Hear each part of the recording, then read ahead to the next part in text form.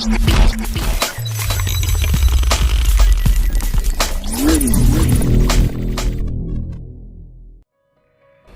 Jemaat Tuhan, selamat datang dalam ibadah online GBI Visi Pemulihan Makassar. Mari kita simak 7 tips dalam mengikuti ibadah online. Yang pertama, persiapkan diri Anda dan berpakaian yang rapi. Yang kedua, mengikuti ibadah sampai selesai. Yang ketiga, beribadah dengan sungguh-sungguh.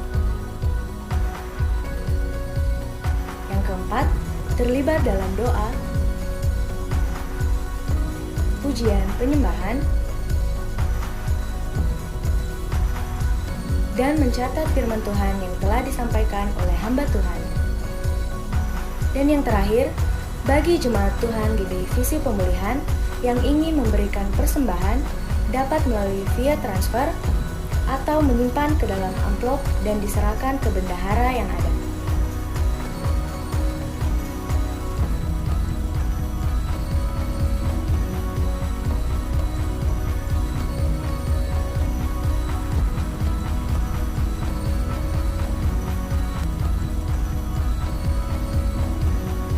Demikianlah beberapa tips yang dapat kami sampaikan. Selamat beribadah, Tuhan Yesus memberkati.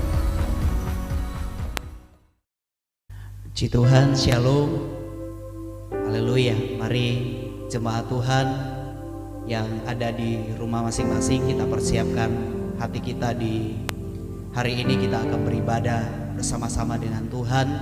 Mari kita persiapkan seluruh hidup kita. Kita mau datang memuji, menyembah Allah kita. Sebelumnya kita masuk dalam ibadah kita, mari kita berdoa. Kita berdoa sama-sama di hadapan Tuhan. Segala pujian syukur hanya bagi-Mu Tuhan. Kembali kami bersyukur di hari ini karena kemurahan Tuhan, karena kasih Tuhan. Terima kasih untuk tetap memberikan kesehatan kepada kami semuanya. Tuhan masih memberikan kekuatan buat kami untuk datang beribadah di hadapan Tuhan. Karena itu Tuhan, kami menyerahkan persekutuan kami, ibadah kami, meskipun kami ada di rumah masing-masing dan meskipun kami beribadah lewat online, tetapi kami percaya Roh Kudus-Mu tetap hadir di tengah-tengah kami. Kami boleh merasakan akan kehadiran Tuhan dalam setiap hidup kami. Terima kasih Tuhan, terima kasih. Kami menyerahkan ibadah kami di dalam nama Tuhan Yesus. Haleluya, haleluya. Amin. Puji Tuhan. Umat Tuhan, kita persiapkan hati kita. Kita mau datang menyembah Allah, mengagungkan Dia, memuji menyembah Allah kita di hari ini. Terima kasih Tuhan. Haleluya.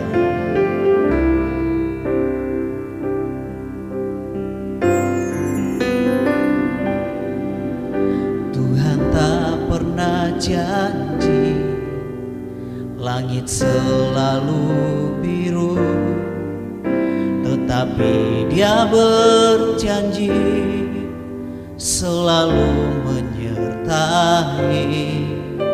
Tuhan tak pernah janji jalan selalu rata, tetapi Dia berjanji berikan kekuatan.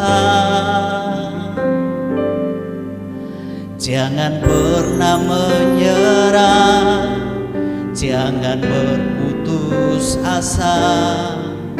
Mujizat Tuhan ada saat hati menyembah. Jangan pernah menyerah, jangan berputus asa. Mujizat Tuhan ada bagi yang setia dan percaya. Mari umat Tuhan, angkat pujian ini di hadapan Tuhan. Tuhan tak pernah janji langit selalu biru, tetapi Dia berjanji selalu menyertai. Tuhan tak pernah janji jalan selalu rata, tetapi Dia berjanji berikan kekuatan. Jangan pernah menyerah, jangan berputus asa. Mujizat Tuhan ada saat hati menyembah. Jangan pernah menyerah, jangan berputus asa. Mujizat Tuhan ada.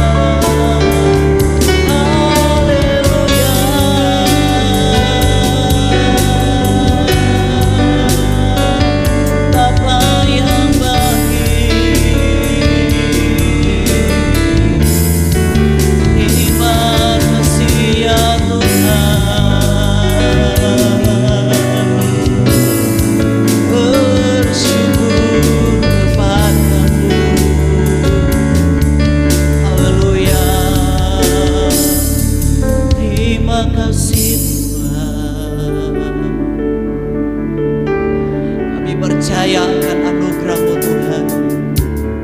Kami percaya Engkau tidak akan pernah gagal dalam setiap langkah hidup kami. Haleluya, haleluya. Ku percaya Kau Tuhan yang tak pernah gagal.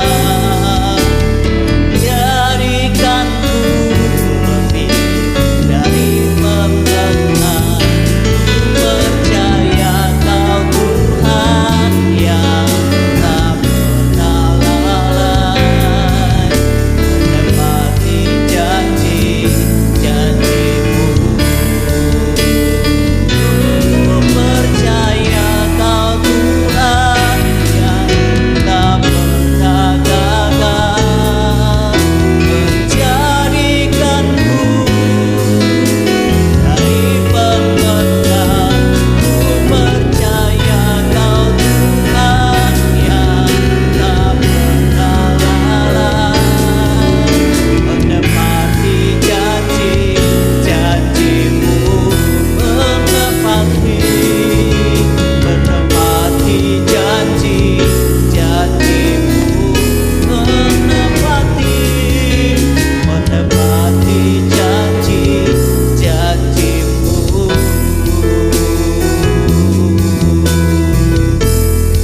Segala yang terbaik bagiku.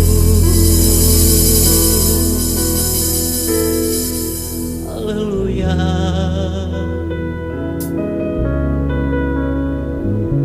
Terima kasih ya Yesus. Terima kasih Engkau Allah yang luar biasa dalam setiap langkah hidup kami. Dalam keadaan apapun kami Tuhan, kami akan tetap setia di hadapan Tuhan. Kami akan tetap mencintai Tuhan. Haleluya. Kami persiapkan hidup kami untuk dengarkan firman-Mu Tuhan.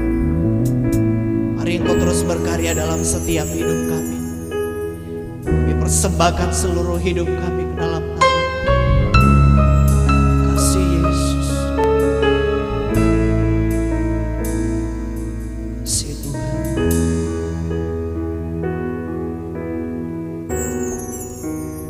Kasih Yesus.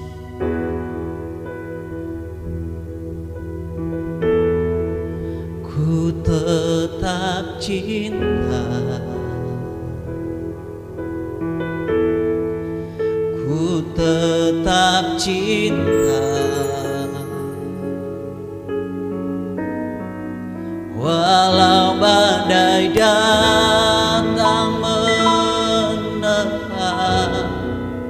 Ku tetap cinta, ku tetap setia, ku tetap setia, walau taufan datang menerpa. Ku tetap cinta.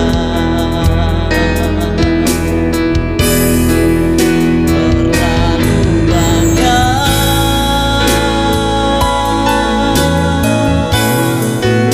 yang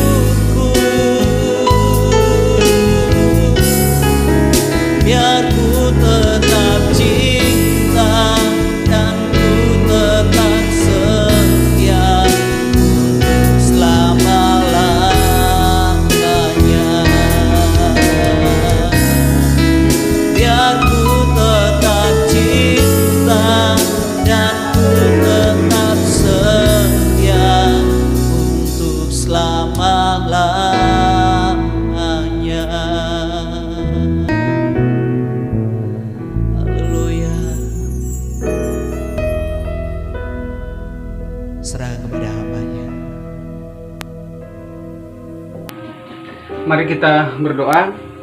Tuhan Yesus, kami bersyukur kami boleh memuji menyembah Engkau. Dan saat ini hamba-Mu akan menyampaikan firman-Mu. Urapi firman yang hamba-Mu sampaikan. Roh Kudus yang ambil alih, Roh Kudus yang pimpin, tuntun, sertai. Urapi kami semuanya dalam nama Tuhan Yesus. Kuasa-kuasa kegelapan yang mengganggu, apapun bentuknya, aku halau, aku hardik, aku singkirkan kuasanya. Dalam nama Yesus, urapi hamba-Mu, sekali lagi urapi kami semuanya. Dalam nama Tuhan Yesus kami bersyukur dan kami berdoa dan siap untuk mendengarkan firman-Mu, bahkan terlebih untuk melakukannya. Dalam nama Yesus, haleluya. Amin. Amin. Salam saudara-saudara. Saya percaya ada sukacita hari ini bagi kita semuanya. Saya percaya saudara-saudara tetap semangat, tetap menyala-nyala buat Tuhan, tetap mengasihi Tuhan lebih dari apapun. Sebagaimana Tuhan Yesus sudah mengasihi kita terlebih dahulu. Bukan supaya kita mengasihi Tuhan, bukan supaya Tuhan mengasihi kita, tapi kita mengasihi Tuhan lebih lagi karena Tuhan Yesus terlebih dahulu sudah mengasihi kita. Yang setuju katakan amin. Nah, mari sama-sama kita buka Alkitab kita atau HP, di mana kita akan membaca firman Tuhan bersama-sama untuk hari ini. Saudara-saudara, siapkan hati, buka hati, dan mari kembali lagi buka di dalam Yohanes pasal 17. Yohanes pasal 17 ayat 18 mulai sampai di ayatnya yang ke 19. Ya.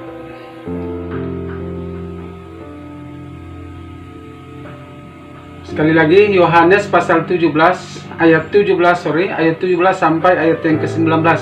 3 ayat firman Tuhan yang menjadi renungan hari ini. Dan saya berdoa sehingga firman Tuhan ini firman yang hidup, firman yang memerdekakan, firman yang menegur, menasihati, menyembuhkan, bahkan memulihkan. Karena firman itu hidup, firman itu berkuasa, dan firman itu adalah Tuhan Yesus sendiri. Nah, mari sama-sama baca 3 ayat firman Tuhan. Di dalam ayat 17 mulai dari Yohanes pasal 17 dikatakan begini, 1, 2, 3. Kuduskanlah mereka dalam kebenaran, firman-Mu adalah kebenaran. Sama seperti Engkau telah mengutus aku ke dalam dunia, demikian pula aku telah mengutus mereka ke dalam dunia. Ayat 19, dan aku menguduskan diriku bagi mereka, supaya mereka pun dikuduskan dalam kebenaran. Demikian pembacaan firman Tuhan pada pagi hari ini, sesuai dengan tema untuk apa yang kita harus lakukan. 2 minggu berturut-turut yang lalu saya bicara tentang kekudusan, dan saya masih akan terus bicara tentang kekudusan, karena di mana hari-hari ini saudara-saudara kita sedang diperhadapkan dengan dilema yang ada, pergumulan yang ada, khususnya untuk menekan bangsa kita, bahkan seluruh negara sedang alami pergumulan. Nah, sebabnya mengapa kita harus hidup kudus? Sebab hanya orang-orang yang hidup di dalam kekudusan yang layak untuk menerima perlindungan dari Tuhan. Sekali lagi saya katakan, hanya orang-orang yang hidup di dalam kekudusan yang layak untuk mengalami bahkan perlindungan dari Tuhan. Kenapa? Karena di dalam hidup dalam kekudusan ada perlindungan khusus. Di dalam hidup dalam kekudusan kita boleh berkenan untuk menghampiri tahta kasih karunia. Kenapa? Firman Tuhan berkata, karena kita sudah dilepaskan dari kuasa-kuasa kegelapan, hati nurani kita sudah dibersihkan sehingga kita menghampiri tahta kasih karunia-Nya dengan penuh keberanian. Tidak ada lagi intimidasi, tidak ada lagi yang mau menghalang-halangi kita. Ingat saudara-saudara, firman Tuhan mencatat bahwa saudara-saudara kita sudah dikuduskan. Saudara-saudara sudah dikuduskan. Itulah sebabnya kita harus hidup kudus. Kalau firman Tuhan minggu yang lalu ada 2 hal mengapa harus hidup kudus. Yang pertama saya ingatkan, yaitu bagaimana cara untuk kita bisa hidup. Yang pertama, hidup mencintai firman Tuhan, kalau saudara masih ingat. Yang kedua, mengapa kita harus hidup kudus? Karena kita sedang menyembah Tuhan, kita melayani Tuhan, kita memuji Tuhan, kita punya Tuhan yang hidup, yang kudus. Nah itulah sebabnya kita harus hidup di dalam kekudusan. Karena tanpa hidup dalam kekudusan tidak akan mungkin kita berkenan. Tanpa hidup di dalam kekudusan tidak akan mungkin menghampiri Tuhan. Tanpa hidup dalam kekudusan tidak akan mungkin melihat Tuhan. Mungkin saudara-saudara, hari-hari ini banyak orang sedang berbicara tentang Tuhan, melayani, bahkan terkenal di mana-mana, melayani dengan hebat, kata-kata dengan luar biasa. Tetapi jika itu tanpa kekudusan tidak akan mungkin berkenan. Nah tentu Bapak Ibu Saudara tahu apa itu kekudusan. Kekudusan itu adalah di mana kita terpisah dengan dunia ini, tidak hidup seperti orang-orang dunia hidup. Hidup kita hidup di dalam pimpinan Roh. Hidup kita hidup di dalam tuntunan Roh Kudus, hidup sesuai dengan firman Tuhan, tidak sesuai dengan dunia ini. Hidup kudus artinya murni, tidak hidup dengan dunia ini, tidak hidup dengan kedagingan-kedagingan, meninggalkan semua hawa nafsu, meninggalkan semua pemberontakan, meninggalkan semua kenajisan, meninggalkan semua berhala-berhala, meninggalkan semua kebencian, kepahitan, kekecewaan. Tidak ada dosa apapun yang kita simpan di dalam hati kita, lalu kemudian kita sepenuhnya mengikut Tuhan. Itu namanya hidup dalam kekudusan. Mengapa? Karena Yeskel 36 ayat 25 sampai 27 di sana berkata bahwa air jernih itu dicurahkan untuk mentahirkan kita dari segala kenajisan dan dari segala berhala-berhala kita. Kita telah ditahirkan dari segala kenajisan. Ayat 26 berkata bahwa kita sudah diberikan hati yang taat. Semua hati yang keras sudah dijauhkan dari tubuh kita dan kita diberikan hati yang taat. Bahkan ayat 27 dikatakan kita diberikan Roh Kudus hidup di dalam kita untuk kita hidup di dalam firman Tuhan, berpegang dan melakukan firman Tuhan. Nah itulah sebabnya kita harus hidup kudus. Nah kembali dalam pembacaan hari ini dikatakan di ayat 17, 3 ayat kembali ke bawah dikatakan begini, kuduskanlah mereka dalam kebenaran, firman-Mu adalah kebenaran, sama seperti Engkau telah mengutus aku ke dalam dunia, demikian pula aku telah mengutus mereka ke dalam dunia. Ayat 19, dan aku menguduskan diriku bagi mereka supaya mereka pun dikuduskan dalam kebenaran. Ini yang menjadi bahan renungan untuk hari ini saudara, minggu ini, untuk kita terus kembangkan dalam hidup kita, untuk berjuang bagaimana saudara hidup kudus. Kita belajar bagaimana kehidupan Yesus pada waktu ada di muka bumi ini.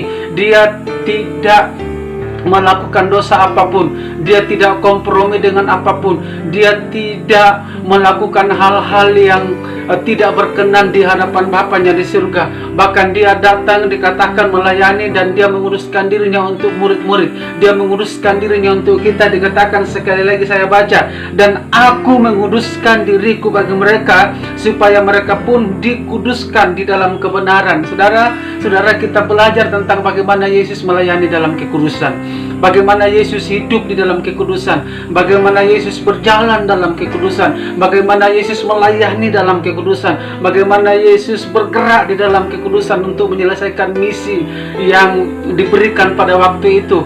Di dalam nama Tuhan Yesus, saya sampaikan hal ini. Ada 3 poin penting bagaimana dan kenapa kita harus hidup di dalam kekudusan dengan konteks belajar dari kehidupan Yesus sendiri. Saudara, kita tidak akan mungkin berkenan, kita tidak akan mungkin layak tanpa hidup di dalam kekudusan. Nah, kekudusan itu hal yang harus, sekalipun banyak orang yang tidak suka ketika bicara kekudusan. Kenapa? Karena ini sulit, ini tidak mungkin, ini terlalu berat. Bagaimana bisa hidup kudus dengan keadaan dunia seperti ini? Ada banyak orang berkata, bagaimana bisa hidup kudus dengan lingkungan di mana saya ada yang tidak memungkinkan? Ada orang berkata, bagaimana saya bisa hidup dengan keluarga-keluarga yang kacau balau dan sebagainya, dengan pergaulan-pergaulan yang sebagainya. Saya mau katakan seperti ini, kalau Tuhan yang memerintahkan, ingat, berarti kita bisa melakukannya. Kenapa? Karena Tuhan Yesus tidak pernah menyuruh kita melakukan hal-hal yang tidak mungkin kita lakukan. Kalau dia berkata kuduslah kamu, artinya bahwa dia akan tuntun, dia akan sertai untuk kita bisa hidup kudus. Yang setuju katakan amin. Yang setuju katakan amin. Nah, perhatikan baik-baik, kekudusan itu sangat penting. Dan sekali lagi pasti bisa, karena itulah syarat di mana kita harus masuk surga. Itu adalah syarat di mana kita berjumpa dengan Tuhan. Nah, mengapa harus hidup kudus? Karena yang pertama, Kekudusan adalah kunci untuk kita bisa menyenangkan hati Tuhan. Wow, luar biasa. Kekudusan adalah kunci untuk kita bisa hidup menyenangkan hati Tuhan. Saya ulangi, kekudusan adalah kunci untuk kita bisa hidup menyenangkan hati Tuhan. Banyak orang yang mungkin bisa menyenangkan sesama, mungkin bisa menyenangkan orang-orang di sekitarnya, mungkin bisa menyenangkan begitu banyak orang. Tidak apa-apa, itu harus, itu mutlak, itu wajib bagi sesama manusia. Apalagi dalam keadaan sekarang, kita harus saling menghibur, menyenangkan satu dengan yang lain, jadi berkat satu dengan yang lain. Tetapi sekali lagi, banyak orang bisa menyenangkan, bahkan mungkin bisa berbuat baik bagi banyak orang, tetapi hanya sedikit orang yang bisa hidup dalam kekudusan. Hanya sedikit orang yang bisa menyenangkan hati Tuhan. Nah, orang yang menyenangkan hati Tuhan adalah hanya orang-orang yang hidup di dalam kekudusan. Saya berdoa, saya berharap, dan saya minta sehingga saudara-saudara semua, saudara hidup dalam kekudusan dan pasti bisa menyenangkan hati Tuhan. Katakan amin. Katakan amin. Mengapa hal ini perlu saya sampaikan? Bahwa kalau orang tidak hidup di dalam kekudusan, mungkin pelayanannya baik, mungkin pelayanannya bagus, mungkin ibadahnya bagus, mungkin gerejanya bagus, tetapi kalau tidak hidup di dalam kekudusan, apapun yang dilakukan tidak akan menyenangkan hati Tuhan. Ingat baik-baik, tidak akan menyenangkan hati Tuhan. Kenapa? Karena tidak berkenan. Banyak mungkin orang melayani, mungkin bisa punya potensi, talenta, karunia yang begitu luar biasa, tetapi ketika tidak hidup di dalam kekudusan, sekali lagi itu dicoret, tidak berkenan. Mungkin mujizat terjadi, mungkin suaranya bagus, khotbahnya bagus, tidak salah, sekali lagi tidak salah, kembangkan potensi yang ada, tetapi jangan lupa hidup kudus itu penting, sebab tanpa kekudusan sekali lagi tidak mungkin itu bisa menyenangkan hati Tuhan. Saudara-saudara, ambil kesimpulan untuk terus hidup di dalam kekudusan, sehingga saudara, ketika kamu hidup di dalam kekudusan, mungkin secara dunia, secara manusia kamu terpojok, tidak apa-apa. Mungkin kamu ditekan, mungkin kamu disingkirkan, mungkin kamu diremehkan, mungkin kamu difitnah, diejek, tidak apa-apa. Tapi ketika kamu ambil keputusan untuk hidup kudus, percaya kamu sedang menyenangkan hati Tuhan. Luar biasa. Sama-sama katakan menyenangkan hati Tuhan. Di dalam Roma pasal 12, ya, Roma pasal 12 tentu saudara harus ingat ayat ini, tahu ayat ini. Tapi mari sama-sama kembali kita baca. Roma pasal 12 ayat 1 dan 2 dikatakan begini. Karena itu, saudara-saudara, ingat, saudara-saudara, demi kemurahan Allah, aku menasihatkan kamu, supaya kamu mempersembahkan tubuhmu sebagai persembahan yang hidup, yang kudus, dan yang berkenan kepada Allah. Saya ulangi sekali lagi. Supaya kamu mempersembahkan tubuhmu sebagai persembahan yang hidup, yang kudus, dan yang berkenan kepada Allah. Itu adalah ibadahmu yang sejati. Janganlah kamu menjadi serupa dengan dunia ini, tetapi berubahlah oleh pembaharuan budimu, sehingga kamu dapat membedakan manakah kehendak Allah, apa yang baik, yang berkenan kepada Allah, dan yang sempurna. Saudara-saudara, Paulus menasihatkan kepada jemaat di Roma, kepada orang-orang Roma, dan tentu untuk kita semuanya, bagaimana supaya kita bisa menyenangkan hati Tuhan, bagaimana supaya ibadah kita menyenangkan hati Tuhan, bagaimana pelayanan kita bisa menyenangkan hati Tuhan, bagaimana hidup kita supaya bisa menyenangkan hati Tuhan. Tidak lain, bukan, yaitu kita harus hidup di dalam kekudusan. Dan ketika kita hidup dalam kekudusan, maka pasti menyenangkan hati Tuhan. Pelayanan kita menyenangkan hati Tuhan, ibadah kita menyenangkan hati Tuhan, bahkan apa yang kita lakukan semuanya bisa menyenangkan hati Tuhan. Karena itu jaga motivasi saudara. Jangan berpikir yang seperti dengan dunia berpikir. Ayat 2 tadi dikatakan bahwa berubahlah oleh pembaharuan budimu. Saudara harus rubah pola pikirmu. Saudara harus rubah cara hidupmu. Jangan lagi hidup di dalam kenajisan. Jangan lagi hidup di dalam kebencian. Jangan lagi hidup di dalam kepahitan. Jangan lagi hidup di dalam kepentingan diri sendiri. Jangan tidak adil. Kenapa? Karena orang yang demikian tidak akan mendapat bagian di dalam kerajaan surga. Saudara-saudara, ini yang pertama, mari penekanannya adalah hidup di dalam kekudusan, menyenangkan hati Tuhan. Sama-sama katakan hidup dalam kekudusan, menyenangkan hati Tuhan. Setuju, katakan amin. Setuju, katakan amin. Nah, yang kedua, mengapa kita harus hidup kudus? Ya, yang kedua adalah hidup kudus adalah kunci untuk kita bisa jadi saksi bagi banyak orang. Saya ulangi sekali lagi, hidup kudus adalah kunci untuk kita bisa menjadi saksi bagi banyak orang. Tuhan Yesus tadi katakan, aku berdoa bukan untuk mereka ini saja, tetapi mereka yang percaya atas pemberitaan mereka, atas kesaksian mereka. Kenapa banyak orang percaya? Kenapa Yesus berdoa untuk orang-orang percaya akibat atau buah atau hasil dari pelayanan murid-murid? Kenapa? Karena murid-murid sedang melayani dalam kekudusan. Yesus sedang melayani dalam kekudusan. Rasul-rasul melayani dalam kekudusan. Itu sebabnya terjadi pertobatan. Orang-orang yang terikat, terbelenggu dengan kuasa kegelapan dilepaskan. Orang-orang yang susah dihibur. Orang-orang yang buta melihat, tuli mendengar. Bahkan yang bisu berkata-kata, yang lumpuh berjalan, yang mati sekalipun dibangkitkan, yang letih lesu dan yang berbeban berat mendapatkan kelegaan. Itulah sebabnya saudara harus hidup kudus, karena dengan hidup kudus kita bisa jadi berkat bagi banyak orang. Dengan cara hidup kita, di mana kita bisa melakukan hal-hal apa yang Yesus pernah lakukan. Ketika kita hidup kudus seperti Yesus kudus, maka Yesus berkata di dalam Yohanes pasal 12 ayatnya yang ke-14, jikalau kamu percaya kepadaku, kamu akan melakukan juga pekerjaan-pekerjaan yang aku lakukan, bahkan yang lebih besar daripada itu. Wow, saudara, ketika saudara kamu hidup di dalam kekudusan, percayalah, kamu akan menjadi berkat bagi banyak orang. Dengan cara hidupmu, dengan pikiranmu, dengan tutur katamu, dengan sikapmu. Dalam 1 Timotius 4, secara cepat saja, 1 Timotius 4 ayat 6-12 saya bacakan, saudara-saudara bisa ikuti. Dikatakan begini, dengan selalu mengingatkan hal-hal itu kepada saudara-saudara kita, engkau akan menjadi seorang pelayan Kristus Yesus yang baik, terdidik dalam soal-soal pokok iman kita dan dalam ajaran sehat yang telah kau ikuti selama ini. Tetapi jauhilah tahyul dan dongeng nenek-nenek tua. Latihlah dirimu beribadah. Latihan badani terbatas gunanya, tetapi ibadah berguna dalam segala hal, karena mengandung janji baik untuk hidup ini maupun untuk hidup yang akan datang. Ayat 9, perkataan ini benar dan patut diterima sepenuhnya. Sekali lagi, perkataan ini benar dan patut diterima sepenuhnya. Ayat 10, itulah sebabnya kita berjerih payah dan berjuang, karena kita menaruh pengharapan kita kepada Allah yang hidup, juru selamat semua manusia. Sekali lagi, juru selamat semua manusia, terutama mereka yang percaya. Beritakanlah dan ajarkanlah semuanya itu. Ayat 12, perhatikan, jangan seorang pun menganggap engkau rendah karena engkau muda.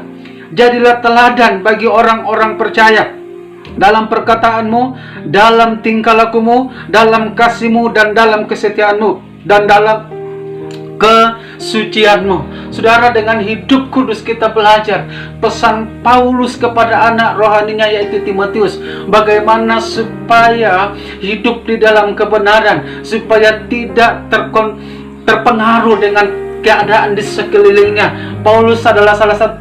Timotius adalah satu pelayan yang muda pada waktu itu, tetapi firman Tuhan berkata, jangan seorang pun menganggap engkau rendah karena engkau muda, tetapi dikatakan jadilah teladan bagi orang-orang percaya. Sama-sama katakan, bagi orang-orang percaya. Jadi saudara, waktu saudara hidup di dalam kekudusan, saudara bisa menjadi saksi, saudara bisa menjadi berkat bagi banyak orang dengan memiliki teladan hidup dalam sikap. Di sini dikatakan bagi orang percaya, yang pertama dalam perkataan, kata kita harus jadi berkat. Kemudian dikatakan dalam tingkah laku kita harus benar.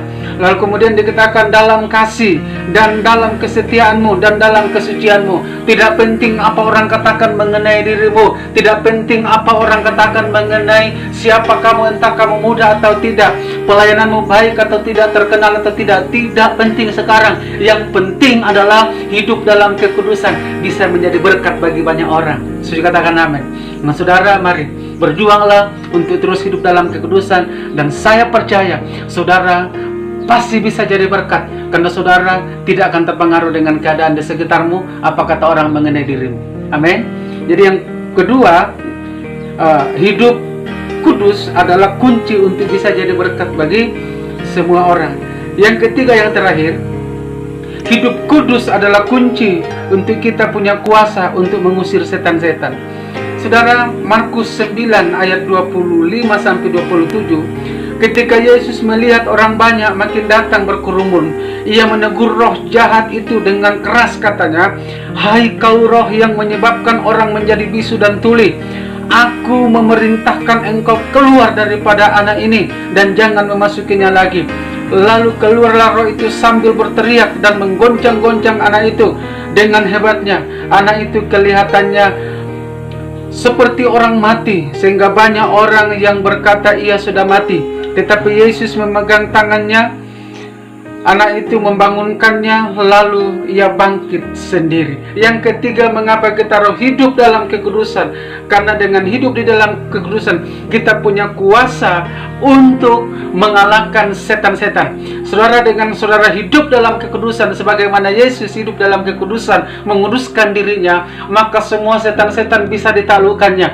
Dengan hidup di dalam kekudusan, semua perbuatan-perbuatan baik bisa dilakukannya. Dengan hidup di dalam kekudusan, otoritas dari surga menjadi bagian sepenuhnya kepada Yesus. Dan saya percaya Yesus sudah memberikan mandat dan tanggung jawab ini kepada saudara dan kita semuanya, gereja-gereja Tuhan, di mana kita sebagai jemaat hari terakhir ini, saudara harus hidup dalam kekudusan. Kenapa? Ada tugas dan tanggung jawab yang ada pada pundak kita. Ada tugas tanggung jawab dalam pelayanan kita. Banyak orang-orang yang terikat akan dilepaskan, yang sakit akan disembuhkan, yang susah akan dihibur. Bahkan banyak orang membutuhkan pertolongan, pertobatan. Kita butuh kuasa dari surga untuk menaklukkan semua musuh-musuh, mengusir semua setan-setan itu.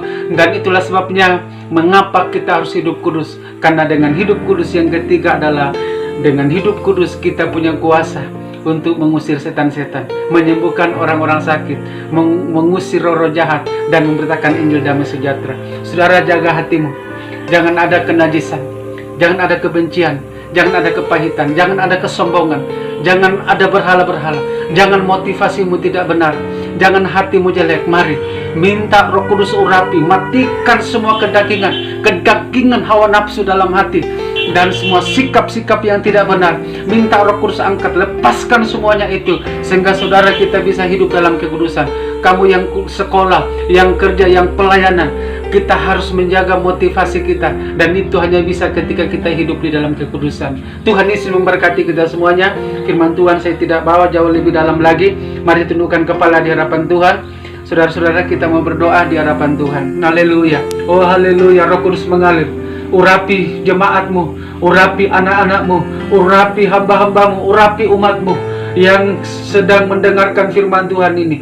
Dalam nama Tuhan Yesus, kasih karunia dari surga turun lewat pengurapan Roh Kudus yang menyucikan, yang menguruskan, yang mentahirkan, yang membebaskan, bahkan yang memerdekakan. Sebab Tuhan adalah Roh, dan di mana Roh Kudus bekerja, di situ terjadi kemerdekaan. Hamba berdoa Roh Kudus turun, terjadi kemerdekaan di rumah-rumah, terjadi kemerdekaan di rumah-rumah, terjadi kemerdekaan di rumah-rumah. Yang sakit disembuhkan, yang terikat dilepaskan, yang lemah dikuatkan, yang susah dihibur dalam nama Yesus. Yang letih lesu dan berbeban berat mendapatkan kelegaan dalam nama Tuhan Yesus Kristus. Lepaskan urapanmu Bapa, kuasamu mengalir, sembuhkan yang sakit, sembuhkan yang sakit, hibur yang susah, kuatkan yang lemah. Mujizat dan tanda-tanda yang ajaib terjadi di dalam nama Tuhan Yesus, di dalam nama Yesus. Terima kasih untuk urapanmu. Kami percaya kami sudah diurapi. Kami terima kuasa, kami terima kemenangan dalam nama Tuhan Yesus Kristus. Terima kasih Bapa.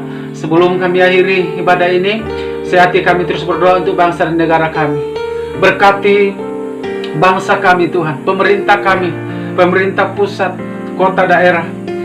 Dalam nama Yesus, beri hikmat, berikan hatimu, beri kuasamu untuk menangani masalah yang sedang terjadi.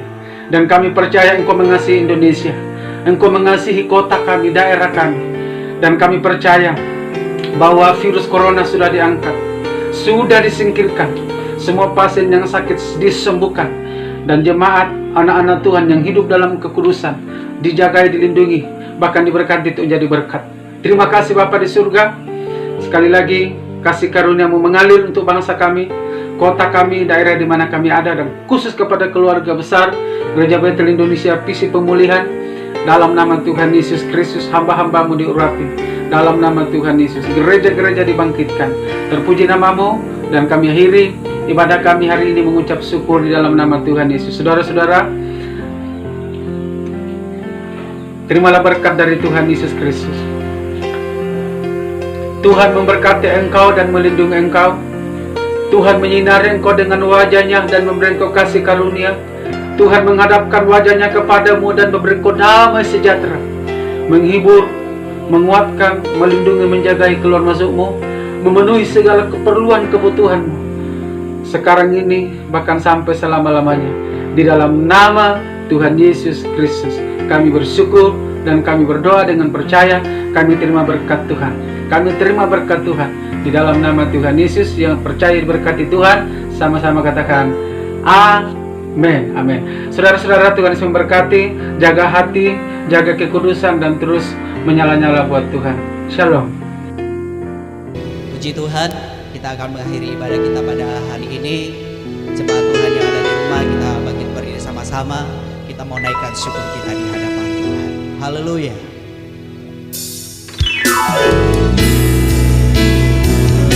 Naikkan syukurku buat hari yang kau beri.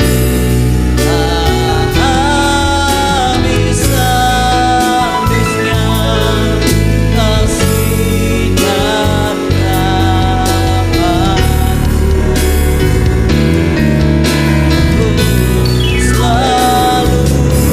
baru dan tak pernah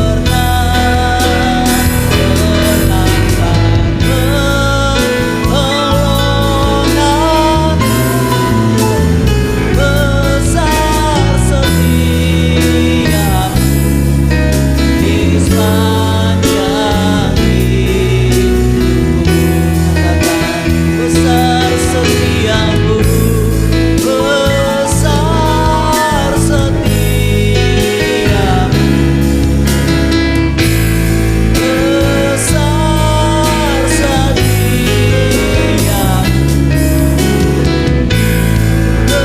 besar setiamu di sepanjang